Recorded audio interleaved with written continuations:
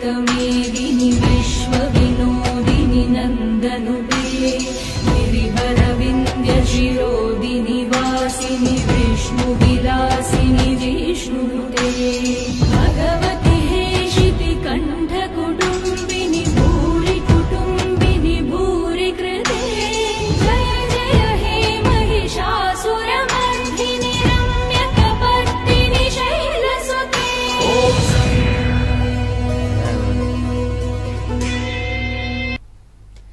Break के बाद आप सभी का एक बार फिर स्वागत है। नवरात्रि विशेष में हम माँ के स्वरूप को समझ रहे हैं, माँ के सभी स्वरूपों को समझते हुए उनके गुणों को समझ रहे हैं। पंडित जी, आपने बताया कि इंद्रियों को वश में करना ये एक बहुत महत्वपूर्ण है, लेकिन माँ की उपासना से इसका क्या संबंध है? मुझे तो कुछ समझ में नहीं आया।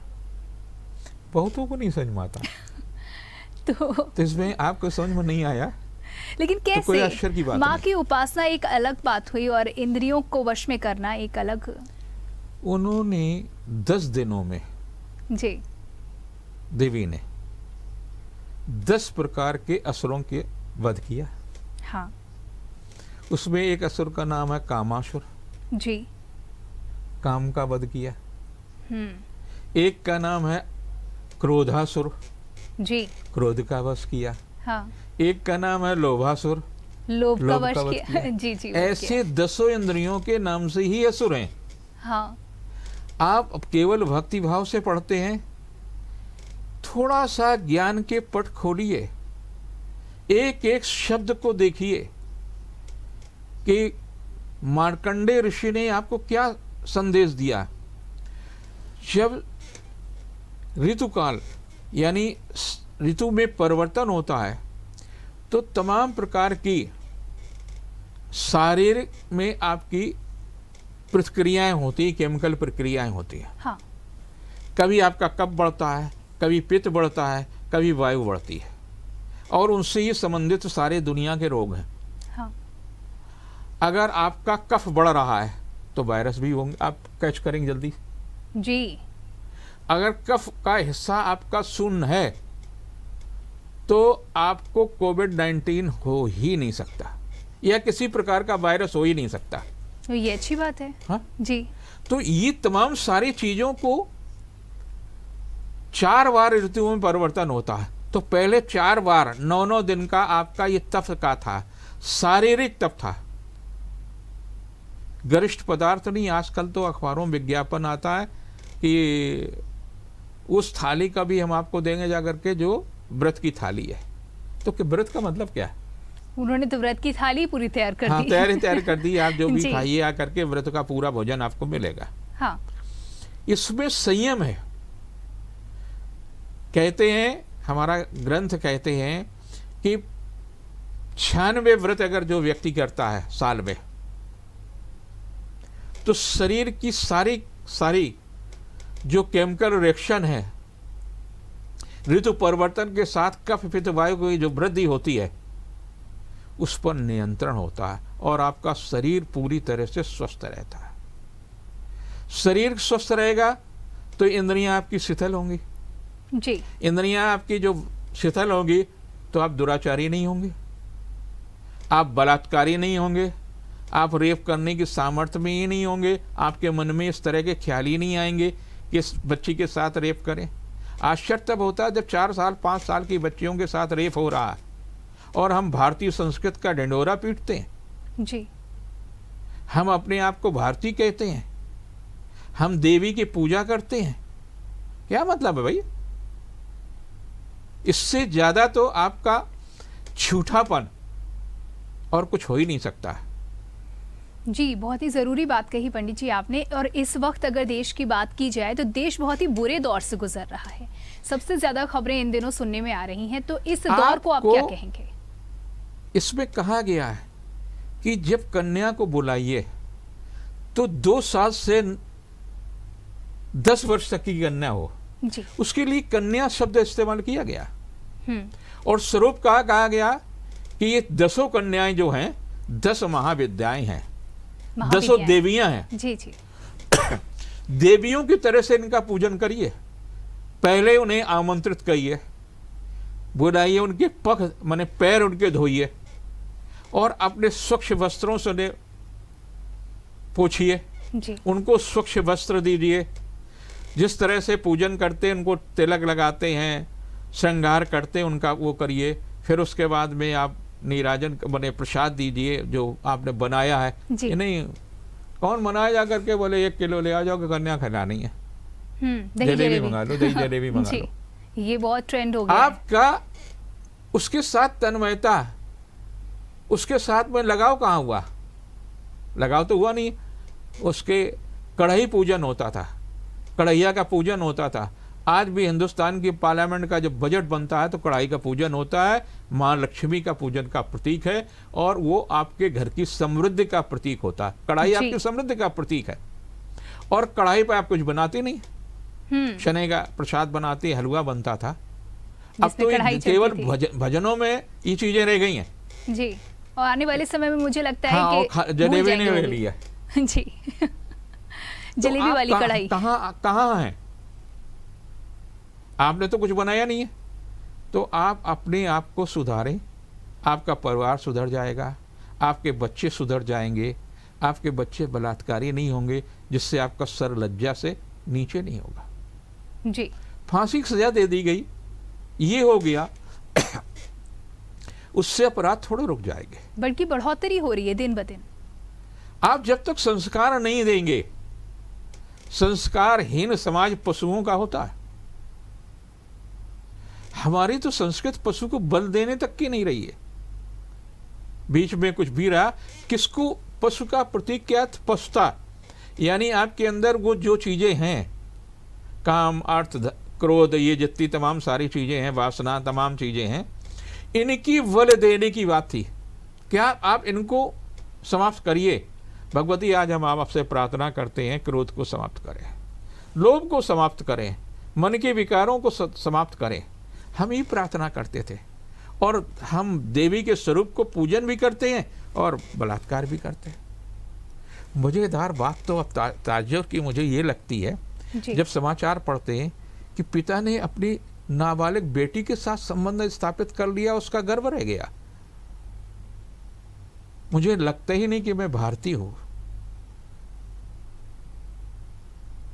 ये जो स्थितियां आज देश के अंदर हैं, मैं तो भगवती से कहता हूं, हनुमान जी से कहता हूं, ऐसे लोगों को आप प्रहार करें। सरकार कानून बना देगा, सरकार बेचारी कहां तक क्या क्या करे, किसको किसके ढूंढे। जी जब पिता ही रक्षक ही भक्षक है, दादा ही भक्षक है, भाई भक्षक हो रहे हैं, और ये तमाम सारे चरित्र समाचार पत्रों में, मीडिया के माध्यम से वो बहुत थोड़े से आ रहे थे, हिम्मत नहीं जुटा पाते। एक बेटी कहने में संकोच कर पाती है कि हमारे बाप ने पशु हो गया, ये पिता का हकदार नहीं है। भाई ये है, भाई रक्षाबंधन का हकदार नहीं है। माँ भी डांटती है कि परिवार की प्रतिष्ठा खराब हो जाएगी, तेरा विवाह नहीं होगा, तमाम सारी चीजें ऐसी हो जाती हैं जी जो वहीं उस बच्ची के मन पर क्या बीतती है। जी अगर इस देश की देवी दुखी होगी, लक्ष्मी दुखी होगी, तो धन का नाश होगा, व्यापार का विनाश होगा। धन की देवी को ही आप नाखुश कर रहे हैं, धन की देवी के ही साथ आप सब कुछ कर। आपकी बेटी लक्ष्मी है, सरस्वती है और महाकाली है, जब वो उठाती है तो फिर फांसी की सजा होती है। देखिए, ये तो बातें हो गई एक पुरुषों को समझाने के लिए या उनके समझने के लिए, लेकिन बतौर स्त्री अपने अस्तित्व की रक्षा के लिए क्या जिम्मेदारियां बनती हैं कि स्त्री की, क्यों उसे इतना कमजोर समझा जाता है? कमजोर वो नहीं है नहीं, लेकिन कहीं ना कहीं अपनी शक्ति को नहीं, भूल नहीं, गई नहीं, है। नहीं, ऐसा नहीं है। जी जी वो ये जो मैंने उदाहरण दिए, ये बेबस बच्चों के उदाहरण है, जी बच्चियों के। वो तमाम बच्चियां जो दूसरे को आकर्षित करने के लिए उल्टे सीधे कपड़े पहनती हैं, जी आकर्षित करने के लिए, शौक के लिए नहीं। समय पास करने के लिए बॉयफ्रेंड ढूंढती है, टाइम पास करने के लिए। जी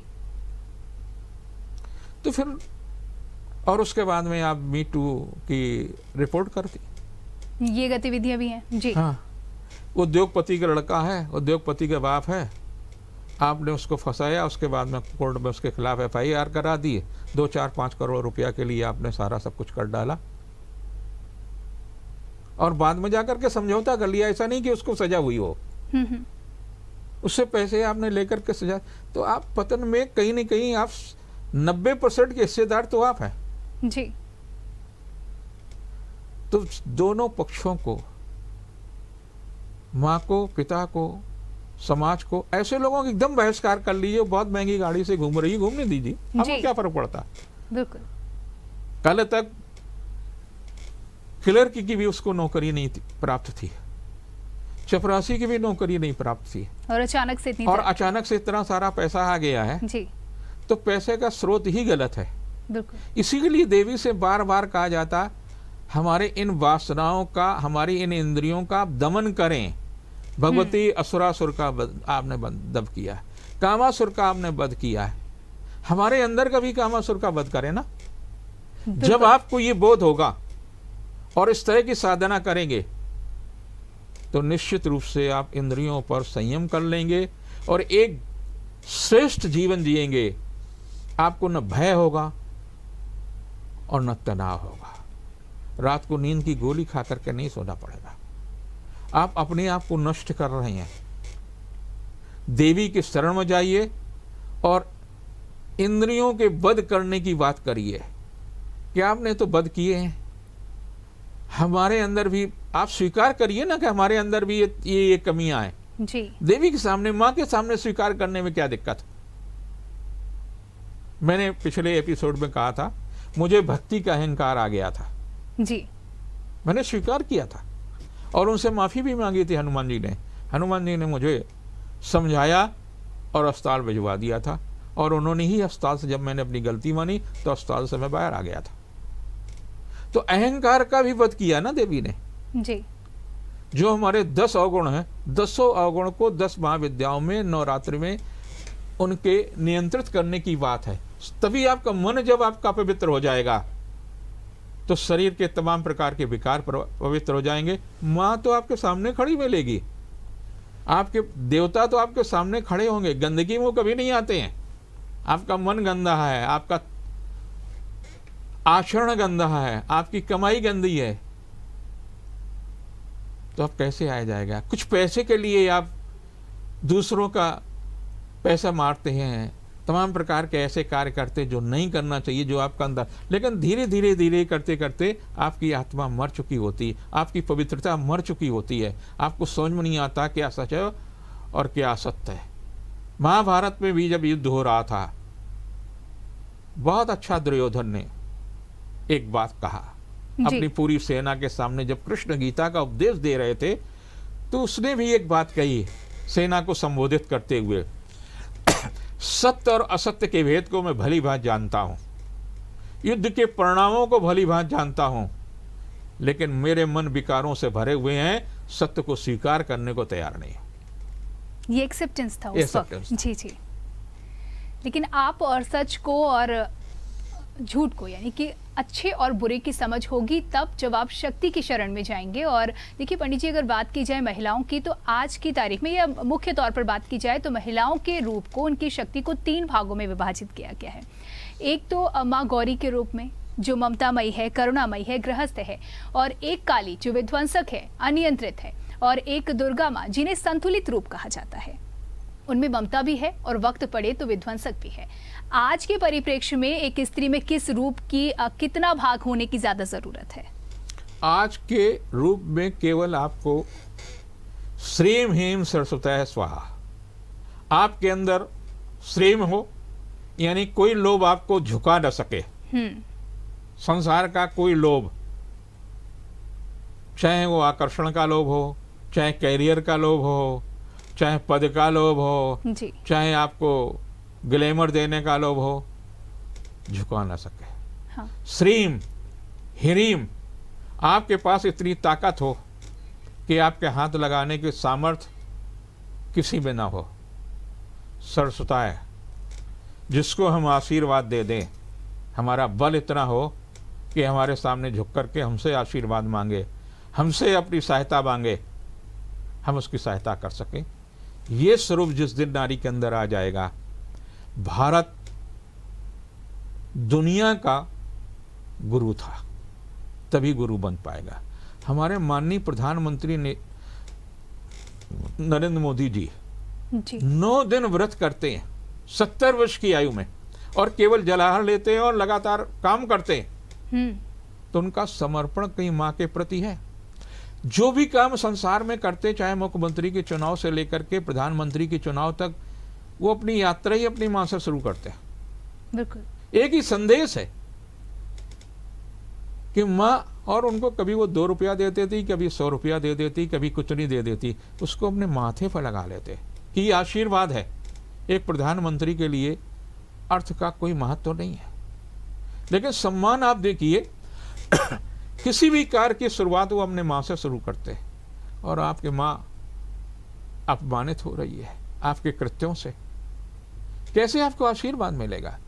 अगर भारत की लड़की श्रीम ह्रीम सरस्वती स्वाहा का स्वरूप बन जाए तो संसार में उसे पराजित करने की हैसियत किसी में भी नहीं होगी। जी, तो शक्ति की उपासना करेंगे हम विधि विधान से, तभी जब उसके महत्व को समझेंगे, उसको समझेंगे। और इसमें मदद की हमारी पंडित जी ने। पंडित जी बहुत बहुत धन्यवाद इन जानकारियों के लिए। तो उठाइए इन जानकारियों का लाभ, और इसी के साथ आप सभी को नवरात्रि की बहुत बहुत शुभकामनाएं।